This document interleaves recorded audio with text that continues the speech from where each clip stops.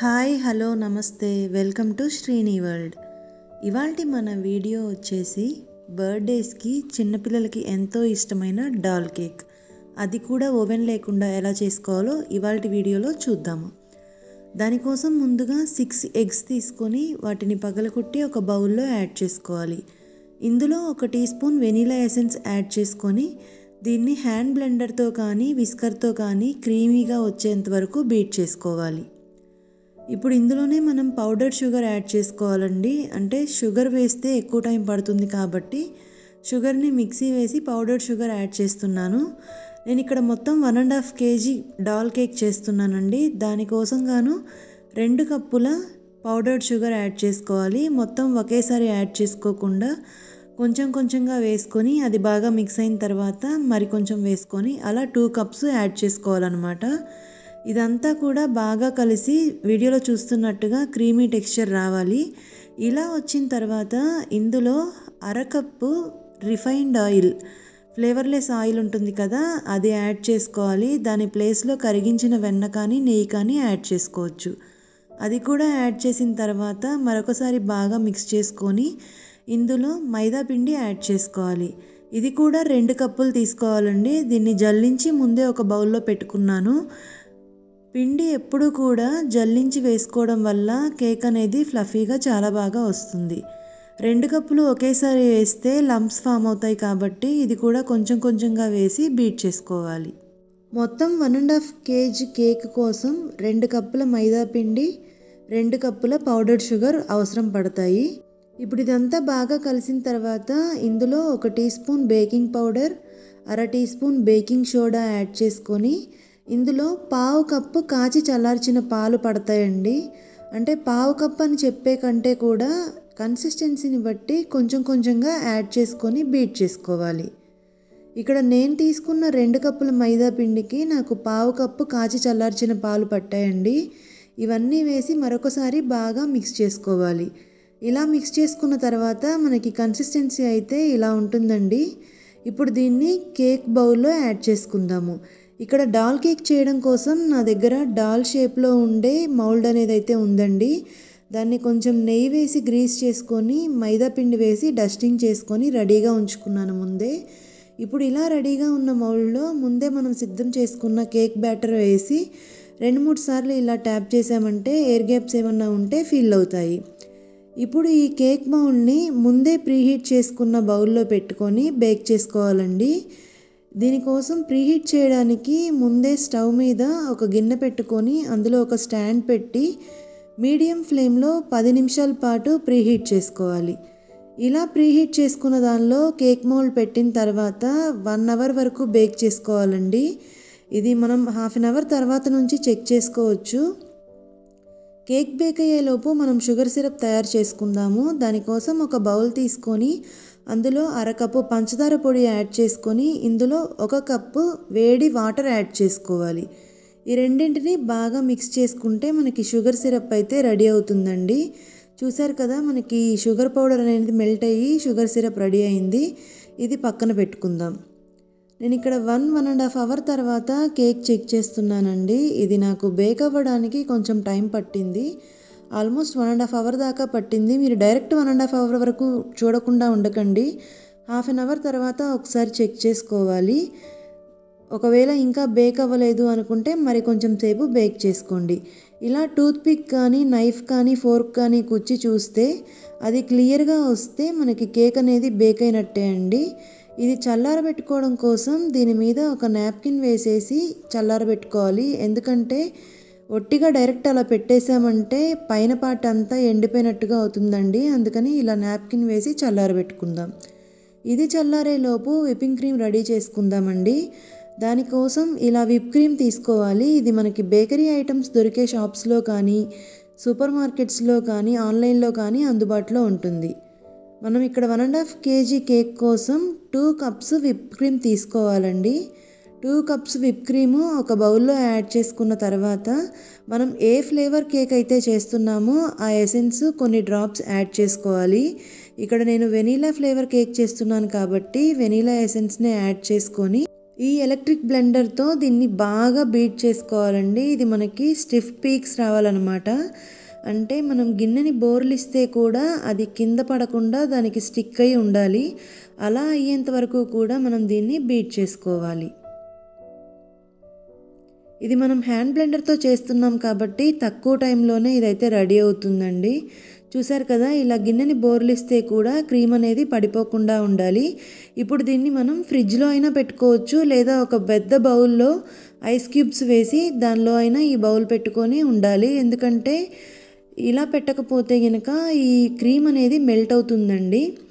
Cake అయితే చల్లారిపోయింది. నేను ఇక్కడ అన్మోల్డ్ చేశాను. చూస్తున్నారు కదా, చాలా సాఫ్ట్గా ఉంది. పైన అంటే అడుగున పార్ట్ అనేది కొంచెం బ్రౌన్ కలర్ కనిపించింది, కానీ అది మాడిపోలేదండి. జస్ట్ కరెక్ట్గా బేక్ అయిందనమాట. చాలా సాఫ్ట్గా ఉంది. ఇక్కడ నేను ఈ కేక్ని 7 లేయర్స్ వరకు కట్ చేస్తున్నానండి. థ్రెడ్ సహాయంతో ఈ కేక్ని కట్ చేస్తున్నాను. లేయర్స్ అయితే పర్ఫెక్ట్గా వచ్చాయండి. ఇది మనం థ్రెడ్తో అయినా కట్ చేసుకోవచ్చు, లేదంటే నైఫ్తో అయినా కట్ చేసుకోవచ్చు. బట్ థ్రెడ్తో చేయడం ఈజీ అండి. కొత్తగా చేసే వాళ్ళు కూడా ఈజీగా చేసుకోవచ్చు. ఇది ఈ లేయర్ యొక్క సైజ్ అనేది 1.5 to 2 ఇంచ్ వరకు పెట్టి నేను కట్ చేసుకుంటున్నానండి. ఇలాగే మనం అన్ని లేయర్స్ కట్ చేసుకోవాలి. టాప్ లేయర్ ఉంది కదా, అది మనకి కొంచెం అన్ఈవెన్గా ఉంది. దాన్ని నేను బాటమ్ లేయర్గా యూజ్ చేస్తున్నాను. ఇది మనం డాల్ కేక్ చేస్తున్నాం కాబట్టి టాప్ లేయర్ వచ్చేసి బాటమ్ వస్తుంది, బాటంలో ఉండేది టాప్కి వస్తుందండి. ఇప్పుడు ఇది కేక్ డెకరేట్ చేసుకోవడం కోసం టర్నబుల్ టేబుల్ ఒకటి తీసుకొని దానిపైన కేక్ స్టాండ్ పెట్టేసి కొంచెం విప్పింగ్ క్రీమ్ని అప్లై చేసుకోవాలి. ఇలా విప్పింగ్ క్రీమ్ యాడ్ చేసిన తర్వాత టాప్ లేయర్ని బాటమ్గా పెట్టుకోవాలని చెప్పాను కదా, అది పెట్టేసి సైడ్ ఎక్స్ట్రా ఉన్న అన్ఈవెన్ పార్ట్ అంతా కూడా కట్ చేసుకుంటున్నాను. ఇప్పుడు ఈ కేక్ డెకార్ చేసుకోవడం కోసం మనం ఫస్ట్ కేక్ లేయర్ పెట్టి దాన్ని షుగర్ సిరప్తో బాగా తడపాలండి. షుగర్ సిరప్ వేసి తడిపిన తర్వాత విప్పింగ్ క్రీమ్ తయారు చేసి పెట్టుకున్నాం కదా, అది వేసి ఈవెన్గా స్ప్రెడ్ చేసుకోవాలి. వీడియోలో చూస్తున్నారు కదా, ఇలా లేయర్ అంతా స్ప్రెడ్ అయ్యేలాగా మనం ఈ విప్పింగ్ క్రీమ్ని అడ్జస్ట్ చేసుకోవాలి. ఇలాగే అన్ని లేయర్స్ కూడా పెట్టుకోవాలండి. టాప్ టు బాటమ్ పెట్టుకోవాలన్నమాట. మనం కేక్ అయితే కింద నుంచి చిన్నగా వచ్చి పైకి వచ్చేసరికి పెద్దగా ఉంటుంది కదా, మనం రెడీ చేసుకునేటప్పుడు మాత్రం అంటే డెకార్ చేసుకునేటప్పుడు మాత్రం కింద పెద్దగా వచ్చి పైకి వచ్చేసరికి చిన్నగా వస్తుందన్నమాట. ఎందుకంటే పైన డాల్ బాడీ అనేది యాడ్ చేస్తాము. ఇలా పైన కేక్ క్రీమ్ స్ప్రెడ్ చేసిన తర్వాత సైడ్స్ కూడా స్ప్రెడ్ చేసుకోవాలండి. ఎట్ ఏ టైం ఒకేసారి అయిపోతుంది. ఇక్కడ వీడియోలో చూస్తున్నారు కదా, పైనతో పాటు చుట్టుపక్కల కూడా క్రీమ్ అనేది అడ్జస్ట్ చేసుకోవాలి. ఇప్పుడు లాస్ట్ పార్ట్ పెడుతున్నామండి, టాప్ లేయర్. ఇక్కడ కొంచెం బ్రౌన్గా ఉందని చెప్పేసి నేను పైన పార్ట్ అనేది కొంచెం కట్ చేస్తున్నాను. ఇప్పుడు దీన్ని కూడా షుగర్ సిరప్తో తడిపిన తర్వాత విప్పింగ్ క్రీమ్ యాడ్ చేసుకొని ఈవెన్గా స్ప్రెడ్ చేసుకోవాలి. వీడియోలో చూసారు కదా, నాకు ఇలా 2 teaspoons వరకు షుగర్ సిరప్ అయితే మిగిలిందండి. అది వేసినా కానీ ఎక్కువేం అవ్వదు, ఎందుకంటే ఇది లైట్గానే ఉంది కేక్ కట్ చేసిన తర్వాత షుగర్ సిరప్ అయితే. బట్ అలా మిగిలించకుండా మొత్తం అయితే యూజ్ చేసుకోవచ్చు. ఇప్పుడు ఈ సైడ్స్ కూడా స్క్రేపర్స్ ఉంటాయండి. ఈ క్రీమ్ని అడ్జస్ట్ చేయడానికి జిగ్జాగ్లో ఉన్న స్క్రేపర్ తీసుకొని ఫస్ట్ అంతా కూడా ఒకసారి సైడ్గా అడ్జస్ట్ చేసుకుంటున్నాను. ఆ తర్వాత కొంచెం క్రీమ్ యాడ్ చేసి స్మూత్గా ఉండే వైపు తీసుకొని సాఫ్ట్ చేసుకుంటున్నానండి. మొత్తం కూడా సెట్ చేసుకుంటున్నాను. ఇది కొత్తగా చేసి కొంచెం అనీవెన్గా వచ్చినా కానీ పర్వాలేదండి, ఎందుకంటే దీనిపైన ఇంకా ఫ్లవర్ డెకరేషన్ అని ఇంకా ఏదో ఒకటి నాజిల్ డెకరేషన్ చేస్తాం కాబట్టి కొంచెం అటు ఇటుగా ఉన్నా కానీ కనిపించదన్నమాట, బాగానే వస్తుంది. చూసారు కదా, ఇలా అంతా సెట్ చేసుకున్న తర్వాత నేను ఇప్పుడు డెకార్ చేస్తున్నానండి. దానికోసం ఇక్కడ కింద ఎక్స్ట్రా ఉంటుంది కదా క్రీమ్ అనేది, వైట్ క్రీమ్ కేక్ బోర్డ్ మీద, అదంతా కూడా వైప్ చేశాను టిష్యూ తీసుకొని.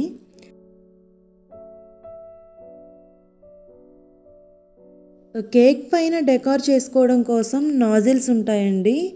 నాజిల్ని తీసుకొని నాజిల్ బ్యాగ్లో యాడ్ చేసి లాస్ట్ టిప్ అనేది కొంచెం కట్ చేసుకొని గ్లాస్లో రెడీగా ఉంచుకోవాలి. ఇప్పుడు మనం ఏ కలర్తో అయితే డెకరేషన్ చేయాలనుకుంటామో ఆ కలర్ యాడ్ చేసుకోవడం కోసం కొంచెం క్రీమ్ ఒక బౌల్లోకి తీసుకొని ఇక్కడ నేను బ్లూ కలర్ యాడ్ చేస్తున్నానండి. ఎందుకంటే మా పాప బర్త్డేకి ఈ కేక్ చేస్తున్నాను అనమాట. మా పాపకి బ్లూ కలర్ అంటే ఇష్టం, అందుకని బ్లూ కలర్ యాడ్ చేసి మనం రెడీగా గ్లాస్లో పెట్టుకున్న నాజిల్ కవర్లో ఈ blue colour whipping cream add చేసుకొని ఫ్లవర్ షేప్ లాగా వేసుకోవాలి. ఇక్కడ నేనైతే రోజ్ ఫ్లవర్స్ లాగా అంటే కొంచెం ఫ్లవర్ షేప్ వచ్చేలాగా చేస్తున్నానండి డెకోర్ అనేది. మీకు ఎలాంటి డెకరేషన్ ఇష్టమైంది, నీకు ఏదైతే ఈజీగా అనిపిస్తుందో అది చేసుకోవచ్చు. ఈ డెకరేషన్ అనేది కంప్లీట్గా మన చాయిస్ అండి. ఇక్కడ నేనైతే ఫ్లవర్ షేప్ లాగా వేయాలి అనుకున్నాను. ఇక్కడ మీరు చూస్తున్నట్టయితే ఇలా రౌండ్గా తిప్పితే కొంచెం ఇవి ఫ్లవర్ షేప్ లాగా కనిపిస్తాయి అన్నమాట. నేను ఇలాగే ఒక 2 లైన్స్ వేసుకున్నానండి సేమ్ కలర్తో. తర్వాత కొంచెం పైకి వచ్చేసరికి ఇదే కలర్ ఉన్న దానిలో కొంచెం వైట్ క్రీమ్ యాడ్ చేశాను. సో అప్పుడు మనకి లైట్ కలర్ లాగా వస్తుందన్నమాట. మధ్య మధ్యలో ఏమన్నా గ్యాప్స్ ఉంటే చిన్న చిన్న డాట్స్ లాగా పెట్టి సెట్ చేసుకున్నానండి. ఇది మా పాప బర్త్డేకి చేశాను అని చెప్పాను కదా, అందుకని ఇక్కడ ఈ బోర్డ్ మీద హ్యాపీ బర్త్డే అని అయితే రాస్తున్నాను.